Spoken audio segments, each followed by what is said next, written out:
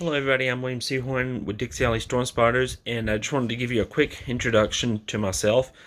My name is William Seahorn. I am from Birmingham, Alabama, and I have always had a passion for severe weather, including tornadoes.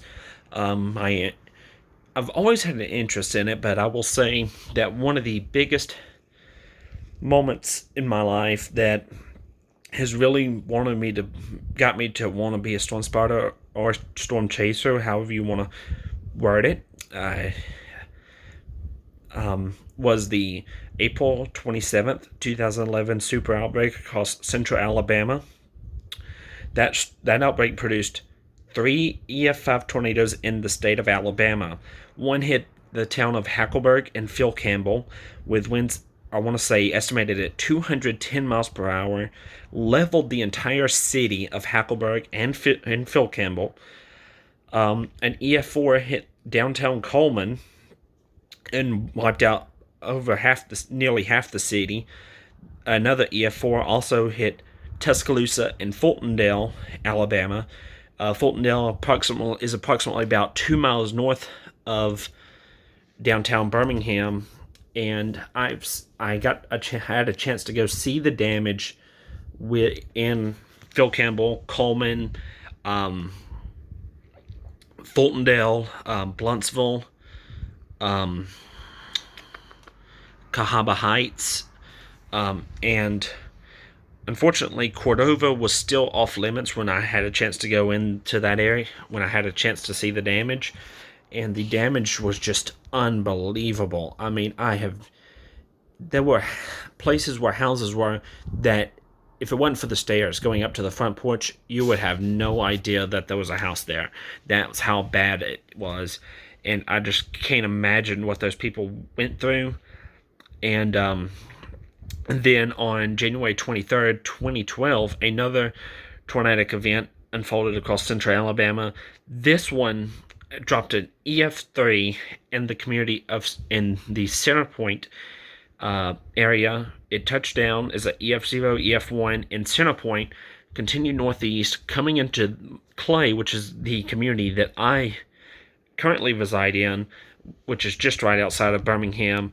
And there, the tornado intensified to an EF3 during the early morning. It was like 4:30 when it was coming through Clay, and it missed my house by about a mile, but I had a chance to see some of the damage about a week later when I was helping with cleanup and all.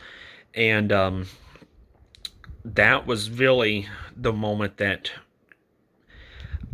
I became more of I've got to do something. And that's why I just haven't had a chance to with work and all. And now I'm deciding that it's time for me to step up.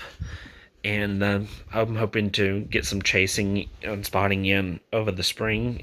Should hopefully that's not needed this spring, but you never know with Alabama. I mean, so it's one of those things that I'm hoping I can get a team with. I just haven't had a chance to really form a team, and I don't feel comfortable doing solo chases. I'm comfortable with doing it. It's just I would prefer to have other people with me. That way, say I could have someone driving while let's say I could be watching radar, someone else driving, someone keeping an eye on the sky. So I'm hoping I can get a team together to do that.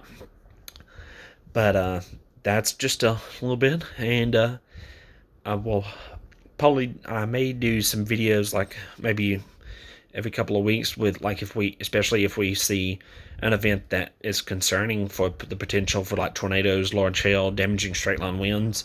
But for right now, there's not really much to talk about. I mean, we are going into a little bit of a wet weather pattern, and some models are showing we could have up to 4 inches of rain.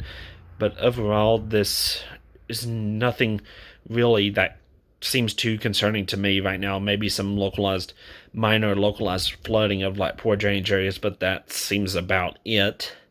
And those areas that flood, people in those areas should know that those areas flood if we get a lot of rain. So nothing really to talk about, so I think that's where I'm just going to leave this video, and be sure you check back for periodic updates. And we will also, if we do get to chase an event, I will definitely be sure to let you know that, and we will probably live stream it. And we will probably live stream at least some of the chase, especially if the weather is going to be active, like if we're in an area where there's active weather. So with that being said, I'm William Seahorn with Dixie Storm Spotters, and have a blessed week.